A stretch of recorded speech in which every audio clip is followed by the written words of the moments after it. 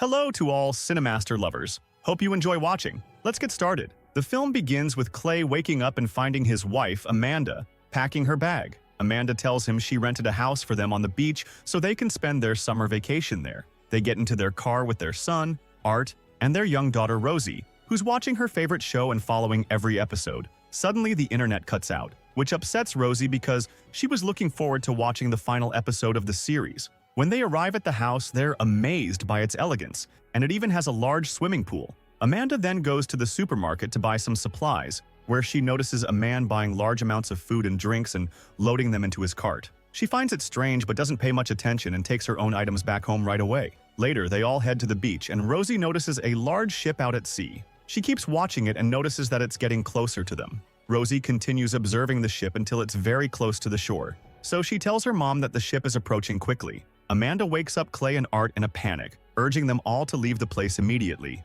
The entire beach is evacuated, and Clay learns from a security officer that many ships have gone off course in the sea and invaded a large number of beaches due to a sudden malfunction in their navigation systems. The family returns to their rented house, only to be surprised that the internet is still down and the television has no signal. They're all puzzled by what's happening, but they assume it's a temporary issue that will resolve itself soon. They end up spending the day at home, continuing to enjoy their time together. As night falls, Clay and Amanda are sitting together, talking, when suddenly there's a knock at the door. Clay answers it and finds a man named Scott, along with his daughter Rose. Scott apologizes for coming at such a late hour and introduces himself, saying he's the owner of the house they're staying in. He explains to Amanda that he's the one who was emailing her when they arranged to rent the house. He mentions that all communication systems are down, which is why he couldn't reach her. Amanda feels uneasy and skeptical of Scott's story, but Clay lets them in since it's very cold outside. Scott tells them that he and his daughter were on their way back to the city after attending a concert when suddenly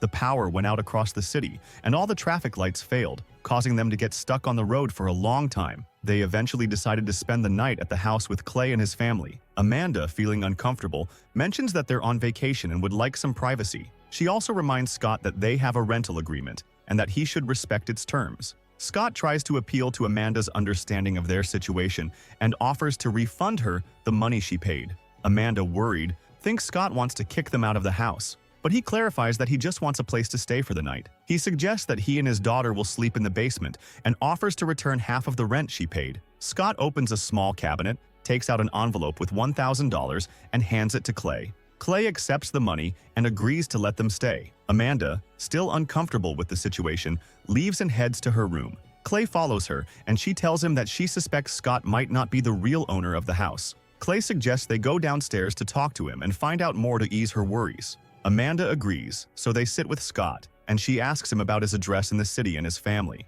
Scott shares his address and mentions that his wife is currently on a business trip in Morocco, where she works as an art dealer. As they talk, Rosie turns on the TV and everyone is shocked to see an emergency alert broadcasted. It warns all citizens that all radio and television stations will be shutting down due to the state of emergency. Amanda becomes more convinced that something strange is going on and agrees to let Scott and his daughter stay with them. The next morning, Amanda wakes up and finds multiple messages on her phone. The messages reveal that a group of hackers breached the security systems of all the power companies, causing the blackout across the country. She rushes to show the messages to Clay, but as soon as he takes the phone, all the messages mysteriously disappear. Surprised, they decide to go into town to buy a newspaper to find out what's happening or meet someone who might have information. Meanwhile, Rosie is sitting in the garden, feeling upset that the TV is still down. Suddenly, she spots a large group of deer gathered at the edge of the garden. Inside the house, Amanda shares with Scott the details of the messages that disappeared, saying they blamed hackers for everything. Scott reassures her, saying that the hackers will likely be caught, as had happened in the past. He tells her about the year 2000, when the lovebug virus spread across phones and computers, sending people messages saying, "I love you." As soon as someone clicked on it, all their data was breached. The virus caused massive business disruptions, resulting in billions in losses until authorities discovered the hackers were two teenagers who were eventually caught. Scott then asks Amanda about Clay's whereabouts, and she tells him that Clay went to town to gather information. Scott decides to check with his neighbors to see if they know anything. At the same time, Clay, on his way to town, gets lost. He tries to use the radio or GPS to navigate, but neither works. He steps out of the car, hoping to find cell service. Suddenly, the radio turns on and broadcasts that the ongoing hack has caused a disaster that's affected the behavior of animals and birds. The radio cuts out again before Clay can hear the full report. Confused, he gets back into his car and continues his journey. While driving, he encounters a woman speaking Spanish who appears terrified and asks for his help. She seems afraid of something and tries to get into his car, but Clay, wary of her intentions, refuses and drives off. Suddenly, he sees a swarm of red lights in the sky. Scared and confused, he accelerates to escape as quickly as possible. Meanwhile, Scott arrives at his neighbor's house, only to find the place in disarray, with broken windows and no one inside. He searches the house for anything useful and finds a satellite phone. He attempts to use it, but it also fails to pick up a signal. Scott then heads toward the beach where he notices a watch lying on the sand. He bends down to pick it up but recoils in terror as he sees an arm emerging from under the sand. Shocked, he looks around and sees the wreckage of an airplane on the beach, with bodies scattered around. Suddenly, Scott sees another plane coming toward him, about to crash. He sprints as fast as he can and hides for cover. Back at the house, Rosie tells her brother Art about the deer she saw, and they decide to go into the woods to look for them. While on the way, Art gets bitten by a strange insect but quickly brushes it off and continues. They search for the deer for a long time but can't find them, so they decide to head back home. Meanwhile, Scott returns to the house in poor shape, soaking wet. Amanda notices his disheveled appearance and asks what happened, and he explains that he fell into a lake. He asks Rosie's daughter to bring him a change of clothes, which hints to Amanda that Scott wants to talk in private. She sends the others away, and Scott begins telling her everything he's seen. Scott explains that he anticipated something like this would happen due to his work as a major investor in the stock market, where he monitors global market trends using a system he calls the curve. The curve, he explains, is an indicator of global market conditions, and any sharp rise or fall signals that something big is happening in the world. Scott never expected it to escalate to this level, though. He also tells Amanda he tried using his neighbor's satellite phone, designed to pick up signals anywhere in the world, regardless of circumstances, but even it didn't work. This implies that the hackers have taken control of satellites in space as well. Amanda is stunned and has a hard time processing what she's hearing. Unknown to them, Rosie is eavesdropping on their conversation. Suddenly, they hear a loud siren. Amanda rushes outside to find Art and Rosie to make sure they're okay. As she searches, the siren fades away, and she eventually finds her children, who also heard the sound.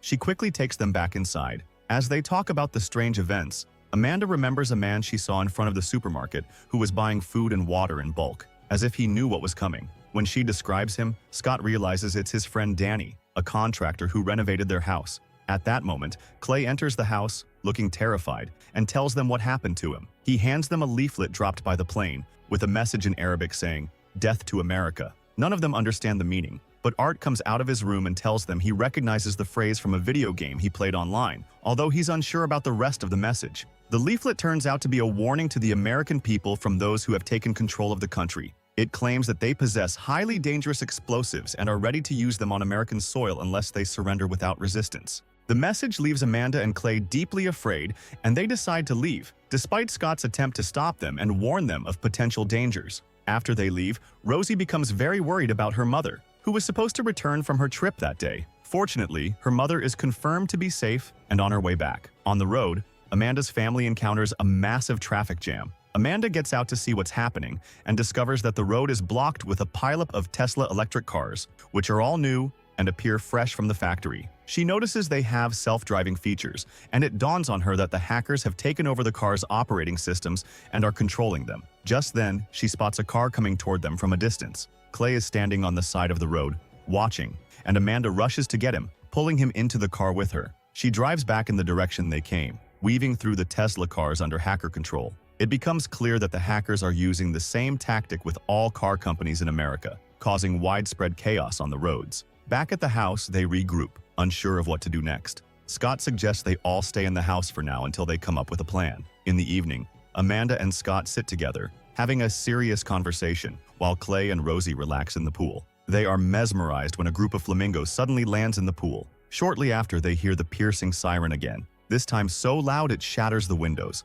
Birds scatter into the sky, disturbed by the sound. The next day, Art wakes up feeling unwell from the bug bite he got in the woods. Amanda grows concerned and wants to take him to the hospital, but Scott reminds her that the main roads are closed, making it impossible to get there. He suggests they visit Danny instead, as he might have medical supplies. Suddenly, Clay enters and informs everyone that Rosie is missing. He's searched the whole house but can't find her. Art suspects she went back to the woods looking for the deer she saw before. Amanda decides to take Clay to the woods to search for Rosie, while Scott takes Art and heads to Danny's house. When they arrive at Danny's, he meets them at the door with a shotgun. Scott explains that they need his help and tells him about Art's condition. Danny reveals that the intense sound waves are likely to blame, explaining that these are high-frequency microwaves, similar to those used in an incident in Cuba, where people experience severe symptoms, even losing their teeth. Danny believes this is the beginning of a larger war and mentions that Russia recently withdrew all of its staff from the US, a clear sign of trouble.